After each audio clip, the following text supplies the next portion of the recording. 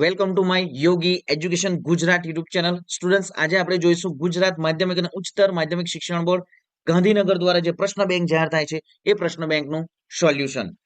ધોરણ 9 જે સમાવિષ્ટ પ્રકરણ છે વર્તુળ. જોઈએ હવે આપણે સોલ્યુશન. વિભાગ એ, નીચે આપેલ જે વિધાનો છે એ વિકલ્પ પસંદ કરી ખાલી જગ્યા પૂરો. એબીસીડી એક એક ચક્રીય ચતુષ્કોણ છે તો ખૂણો એ પ્લસ ખૂણો સી બરાબર ખાલી જગ્યા. જવાબ થશે 180 અંશ. અર્ધવર્તુળમાંનો ખૂણો ખાલી જગ્યા છે તો જવાબ છે 90 અંશ. બે વર્તુળો સમાન હોય તો તેમની ખાલી જગ્યા સમાન હોય તો જવાબ છે ત્રિજ્યા. પી કેન્દ્રવાળા એક વર્તુળની એબી અને સીડી સમાન જીવાઓ છે.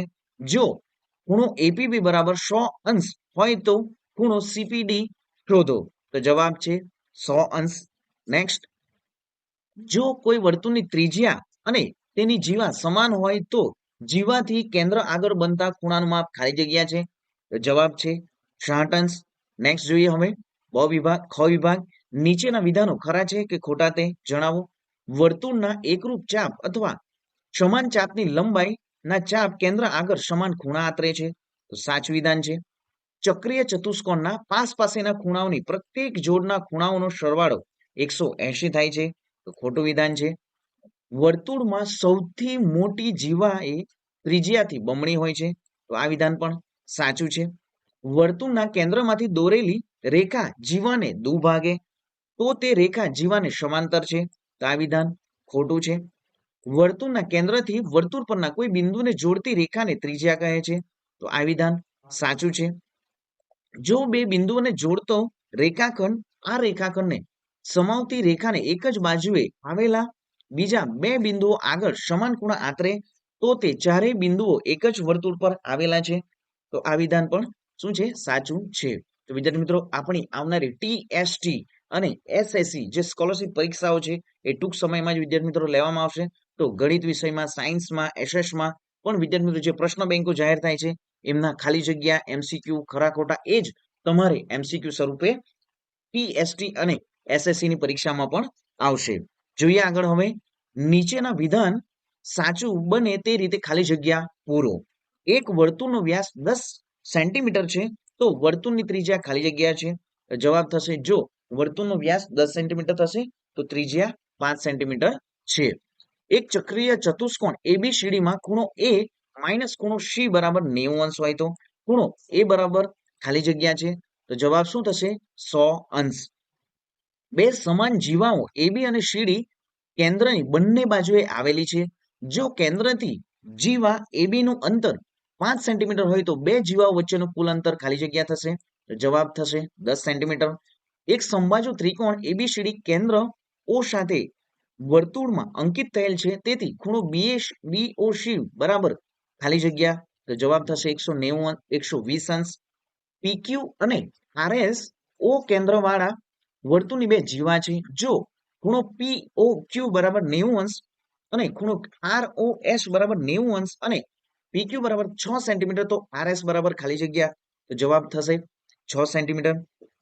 સ્ટુડન્ટ્સ, ચેનલ સબસ્ક્રાઇબ નથી કરી, સૌપ્રથમ ચેનલ સબસ્ક્રાઇબ કરી દો, વિડીયોને લાઇક પણ કરી દો અને તમારા મિત્રોને પણ વિડીયોની લિંકને શેર કરી દો. તમારી આવનારી જે દ્વિતીય પરીક્ષા છે એમના પણ મોડેલ પેપરો વિદ્યાર્થી મિત્રો ગુજરાત બોર્ડની જે બ્લુ પ્રિન્ટ સાથે મૂકવામાં આવશે તો ચેનલને સબસ્ક્રાઇબ કરી દો, વિડીયોને લાઇક કરી દો અને તમારા મિત્રોને પણ વિડીયોની લિંકને શેર કરી દો. જોઈએ નેક્સ્ટ, એક વાક્યમાં જવાબ આપો. જો વર્તુળની બે જીવાઓ કેન્દ્ર આગળ સમાન ખૂણો આતરે તો તે જીવાઓ કેવી હોય છે? વર્તુળ પરના કોઈ પણ બે બિંદુને જોડતી રેખાને શું કહેવાય છે? જવાબ છે જીવા. વર્તુળની સૌથી મોટી જીવાને શું કહેવાય છે? જવાબ છે વ્યાસ. પી કેન્દ્રવાળા વર્તુળને એક જીવા એબી છે અને સી એ ગુરુચાપનું એક બિંદુ છે. જો ખૂણો એસીબી બરાબર 42 અંશ હોય તો ખૂણો એપીબી કેટલો થાય? તો જવાબ છે 84. છેદતી રેખાને વ્યાખ્યા આપો. વ્યાખ્યા આપો વ્યાસ. તો વિદ્યાર્થી મિત્રો, અહીં જે વ્યાખ્યા આપો છે એ જે એક વાક્યમાં જવાબ આપો પણ આપવામાં આવ્યો છે એ આપણી દ્વિતીય પરીક્ષા માટે પણ મોસ્ટ આઈએમપી રહેશે. નેક્સ્ટ, વિભાગ બી 10 ગુણ.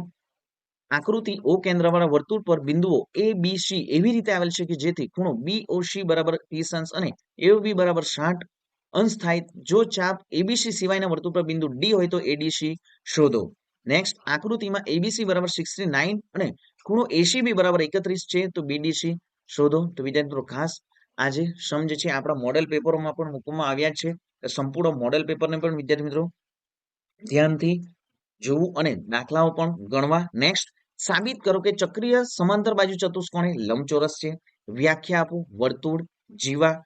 નેક્સ્ટ અહીં જે સમાપન છે આકૃતિમાં એઓ બી બરાબર 100 છે તો ખૂણો એ બી ની કિંમત શોધો. તો આ પણ સંપૂર્ણ મોડેલ પેપરમાં આપવામાં આવ્યા છે વિદ્યાર્થી મિત્રો.